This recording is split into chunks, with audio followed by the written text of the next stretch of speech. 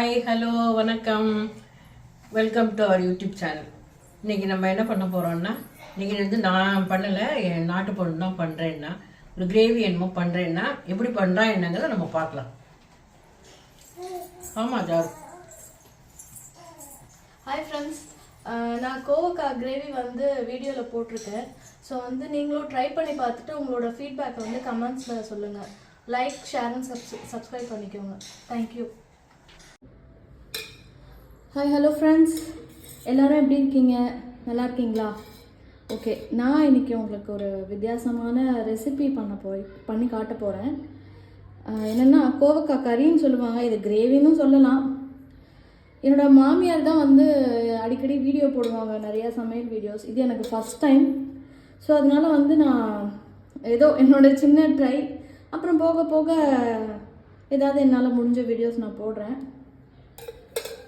First வந்து கோவக்காய் எடுத்து வச்சுருக்கேன். கோவக்காய் வந்து நடுவில் நாலாவை வந்து இந்த மாதிரி கட் பண்ணி வச்சுக்கணும். வாஷ் பண்ணி நாலாவை வந்து கட் பண்ணி வச்சுக்கணும்.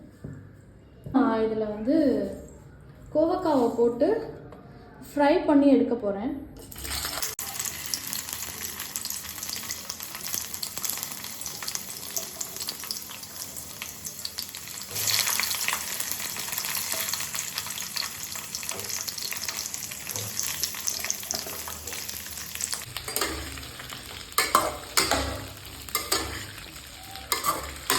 இந்த ரெசிபி இது வந்து நம்ம ஈவினிங் பசங்களுக்கு ஸ்கூல் விட்டு வந்தாலும் சரி, இல்லை காலையில் டிஃபனுக்கு பண்ணாலும் சரி, ரொம்ப ஈஸியான மெத்தட் தான், ஒன்றும் கஷ்டமே இல்லை. கிரேவி மாதிரி செஞ்சு டிஃபன், சப்பாத்தி, நான்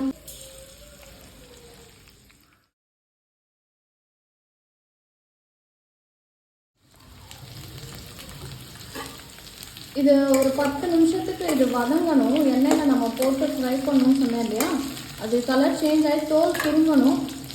இன்னும் கொஞ்சம் இருக்குது. அதுக்குள்ளே என்னென்ன இன்க்ரீடியன்ட்ஸ்னு சொல்லிடுறேன். இதில் வந்து நான் 2 ஏலக்காய் வச்சுருக்கேன், 2 கிராம்பு, கொஞ்சோண்டு பட்டை வச்சுருக்கேன், 1/4 டீஸ்பூன் ஜீரகம், 1/4 டீஸ்பூன் சோம்பு, 1 டீஸ்பூன் மல்லித்தூள். நான் எல்லாமே கொஞ்சம் கொஞ்சம் தான் போட்டிருக்கேன், குட்டி குட்டி ஸ்பூனால் தான் போட்டிருக்கேன். 1 டீஸ்பூன் மஞ்சள்தூள், 1 டீஸ்பூன் மிளகாய்த்தூள்,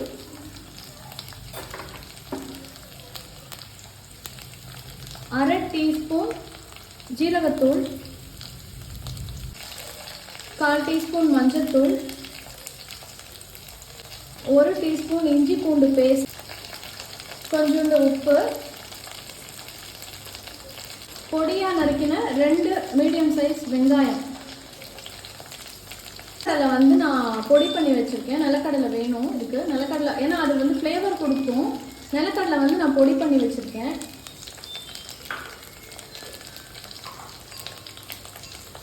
ரெண்டு தக்காளியை நான் பேஸ்ட் பண்ணி வச்சுருக்கேன், பச்சையாக அரைச்சி வச்சுருக்கேன். உங்களுக்கு எவ்வளோ தக்காளி வேணுமோ அதுக்கு தகுந்த மாதிரி நீங்கள் போட்டுக்கலாம். இஞ்சி வந்து நீளமாக சீவி இஞ்சி வச்சுருக்கேன். நான் பச்சை மிளகா வச்சுருக்கேன். கசூரி மேத்தி வச்சுருக்கேன். ஃப்ரை ஆகிடுச்சு, எண்ணெயில் நம்ம ஃப்ரை பண்ணியாச்சு. நான் அதை எடுத்து ஒரு பேசனில் மாற்றிக்கிறேன். நான் பட்டை போடுறேன், கொஞ்சம் பட்டை,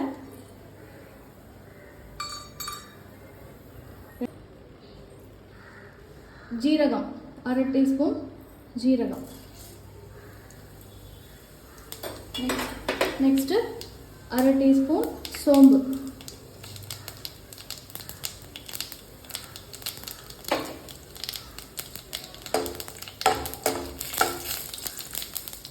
ஃப்ரை பண்ணிவிட்டு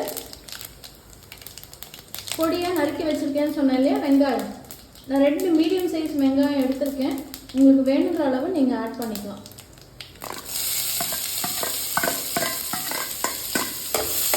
போட்டு வெங்காயத்தை போட்டுட்டு வதக்கிக்கலாம்.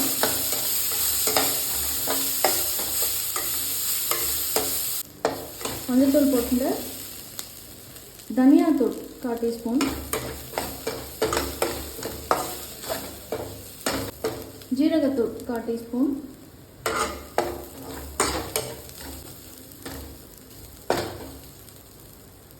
மிளகாய்த்தூள் 1 டீஸ்பூன்,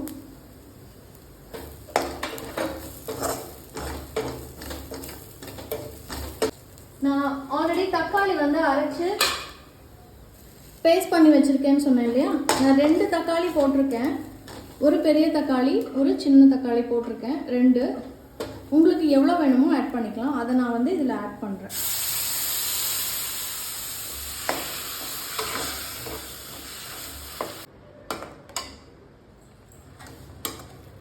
தக்காளியை வந்து ஆட் பண்ணதுக்கப்புறம் 5 நிமிஷத்துக்கு பச்சை வாசனை போய் எண்ணெய் பிரிஞ்சு வரணும். எண்ணெய் பிரிஞ்சு வர வரைக்கும் வெயிட் பண்ணுங்கள், வதக்குங்க.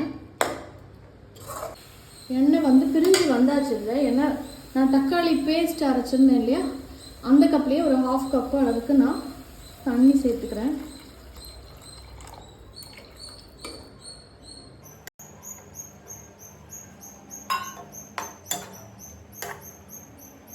மிக்ஸ் பண்ணேன் இல்லையா, அதை இப்படி தண்ணி நான் அந்த தக்காளி மிக்ஸ் பண்ண பாத்திரத்துலேயே தண்ணி ஆட் பண்ணி நான் ஊற்றிருக்கேன். ஏன்னா தக்காளி அந்த சாரெல்லாம் வேஸ்ட் ஆகாமல் இருக்கிறதுக்காக, வேறு ஒன்றும் இல்லை. இப்போ நான் என்ன பண்ண போகிறேன்னா, அரைச்சி வேர்க்கடலை வச்சுருக்கேன். நான் இதில் வந்து 1/4 கப்பு எடுத்திருக்கேன். 1/4 கப்பும் எனக்கு வேண்டாம், நான் கொஞ்சம் தான் ஆட் பண்ண போகிறேன். உங்களுக்கு எவ்வளோ தேவையோ நீங்கள் அந்த அளவுக்கு வேர்க்கடலை ஆட் பண்ணிக்கலாம். இந்த வேர்க்கடலை வந்து ஃப்ளேவர் கொடுக்கும், உங்களுக்கு நல்ல ஒரு ஃப்ளேவர் கொடுக்கும்.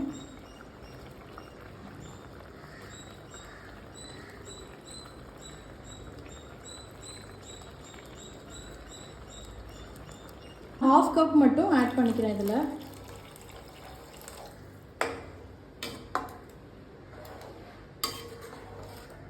ஒரு 1/2 டீஸ்பூன் உப்பு போடுறேன். நான் சால்ட்டு போடுறேன். வேணும்னா அப்புறமா கூட ஆட் பண்ணிக்கலாம் உப்பு. என்ன பண்ணோன்னா, நான் ஆல்ரெடி ஃப்ரை பண்ணி வச்சுருந்தேன் இல்லையா கோவக்காய், அதை நான் இதில் ஆட் பண்ணுறேன்.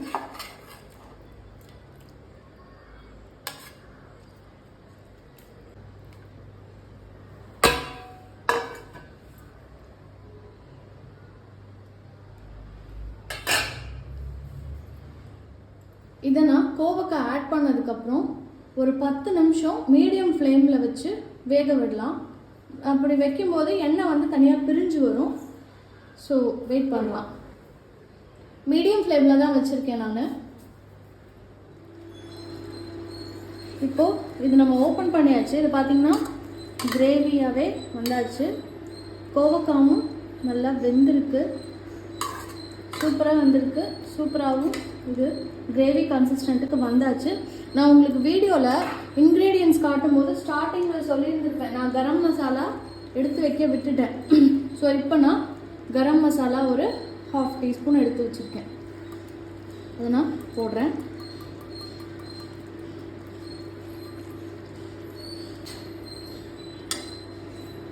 ஃப்ளேவர் பேலன்ஸ் பண்ணுறதுக்காக ஒரு 1/4 டீஸ்பூன் சுகர் எடுத்து வச்சுருக்கேன் நான். அதையும் போடலாம்.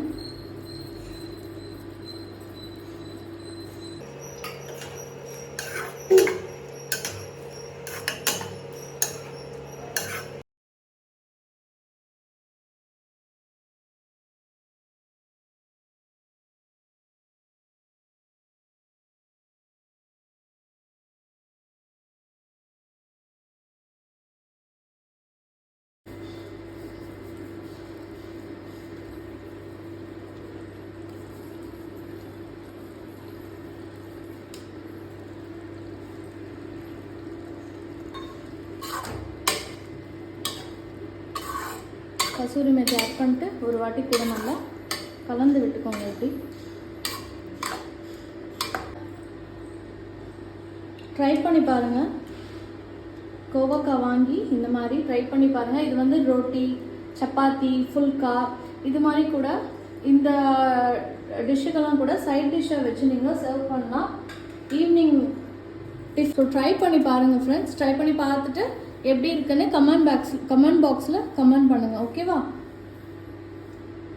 எப்படி பண்ணால் என் நாட்டு பொண்ணுங்கிறத நீங்கள் ட்ரை பண்ணி பார்த்துட்டு கமெண்ட் செக்ஷனில் கமெண்ட் பண்ணுங்க, ஷேர் பண்ணுங்க, சப்ஸ்கிரைப் பண்ணுங்க. தேங்க்யூ ஃபார் வாட்சிங்.